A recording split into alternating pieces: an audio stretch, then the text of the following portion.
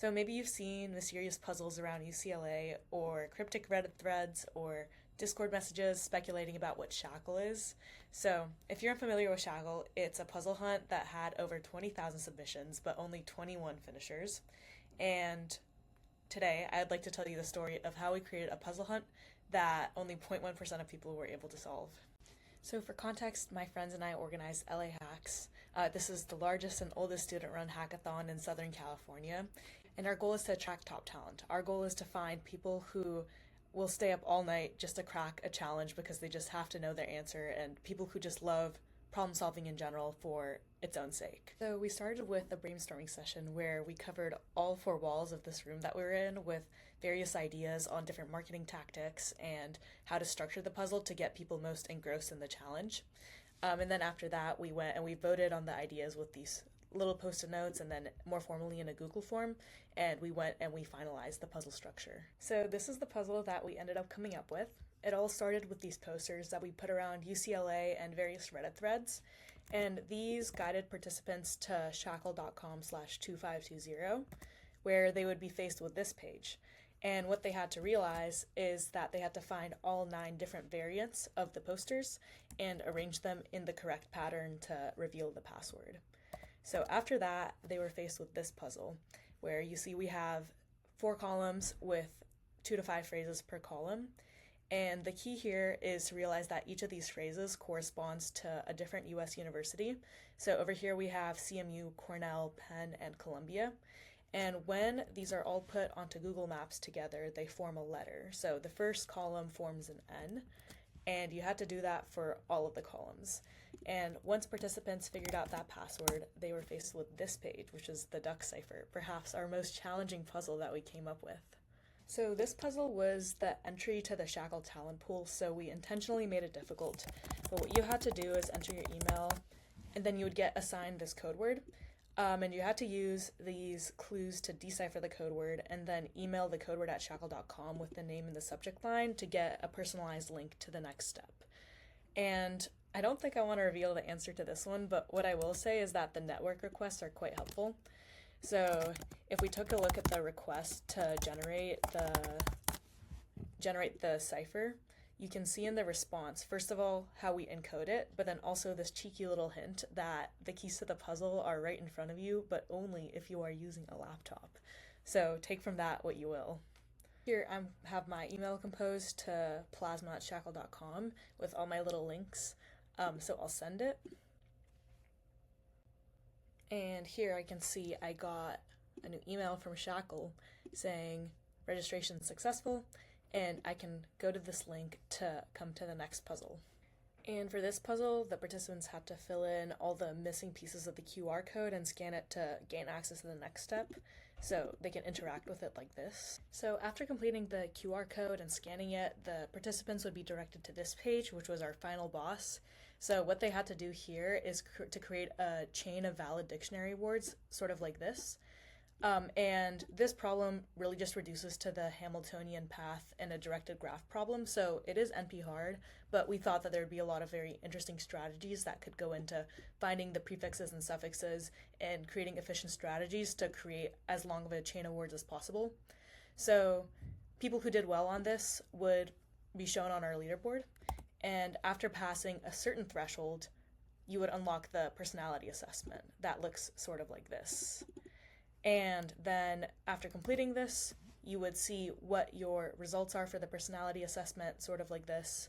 And for a select few who did very well in the final round and also matched the personalities that we're looking for, they would see a little cryptic message like this, which just says, you're on the list, and to clear your calendar for the weekend of April 26th, which is the LA Hacks weekend. So to start with, we put up a bunch of the posters around UCLA like this, and even though most of them ended up getting taken down overnight because it's sort of not allowed to just put up random posters around campus, we still got a lot of initial traction.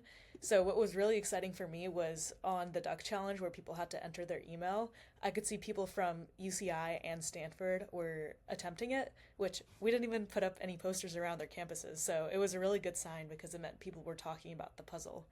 And then some LA Hacks members saw people trying to solve it around campus.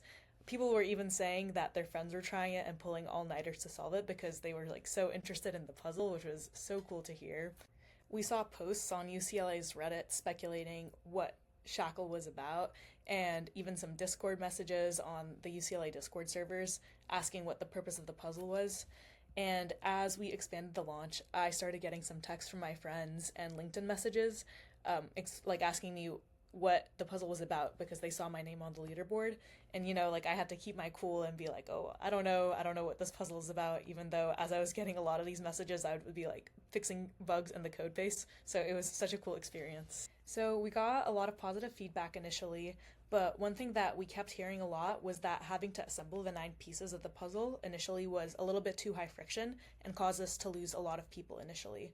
So as we continued, we tried a lot of different marketing tactics, and I want to tell you a little bit about my favorite one, which has to be the anti-duck agenda campaign. The way we went about this marketing campaign is we posted our entry point puzzles on several different college subreddits, and we added this puzzle into the puzzle hunt, which has this warning: they've kept the truth buried for too long. We need to expose what's really going on before it's too late. And then there's this ciphered puzzle. So the only way to proceed from this puzzle is to decode this string and then post it as a comment on the Reddit thread that they found the entry point puzzle on. So what was really going on behind the scenes in the generation of this sentence is we had this ridiculous anti-duck agenda conspiracy theory that Big Bread is suppressing duck intelligence. And upon opening the puzzle, each player received a unique phrase generated by ChatGPT that supported our conspiracy theory. And then this sentence would be stored in their local storage.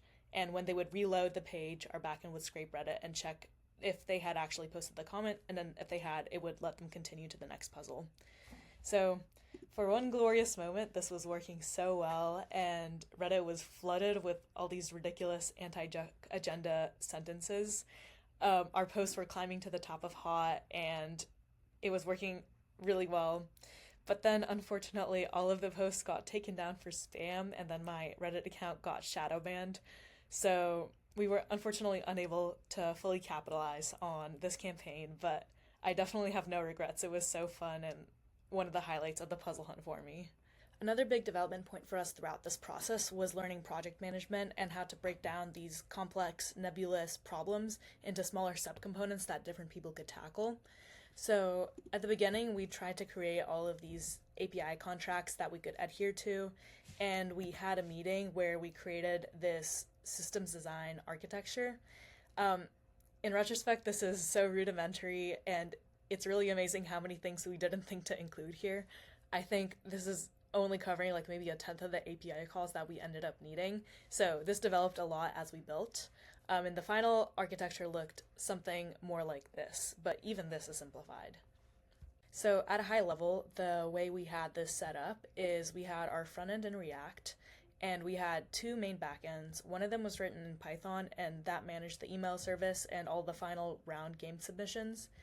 We also had one in Node, which managed user requests, password checks, and general interactions. We stored everything in a locally hosted Postgres container, and then we had Traefik act as a reverse proxy and manage TLS certificates and all that, which was such a pain, I can't tell you.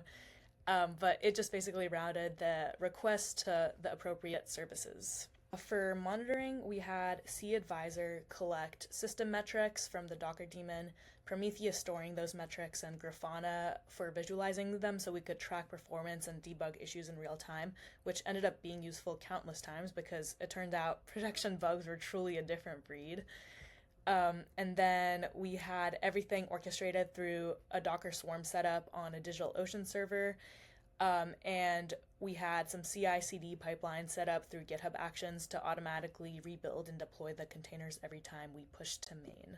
So those are there, and these handled some backups as well. So this setup allowed us to iterate quickly and scale as the puzzle gained traction. Working on an actual production application like this was so interesting.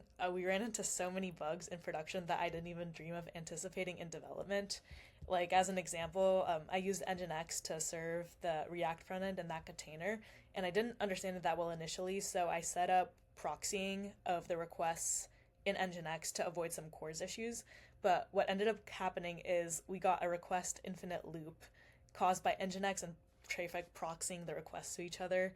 And that ended up being one of the most annoying and painful bugs I've ever encountered in my 3 years of coding. And I had to go in and understand what these services did a lot more deeply to figure out what was going on. So, yeah, production bugs really built different.